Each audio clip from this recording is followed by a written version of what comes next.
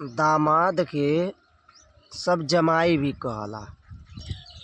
और जमाई 3 तरह के होले।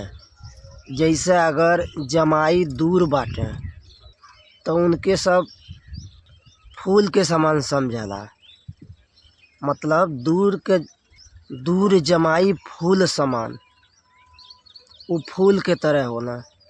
और अगर ससुरारी में खुद घर बनवा के या जमीन लेके बाटे तो उन गांव जमाई कहला। और अगर ससुरारी वाले घर में बाटे, सास ससुर के साथ रहत हवन और अपने फैमिली के साथ उन्हीं के घर में बाटे तो उनके सब घर जमाई कही।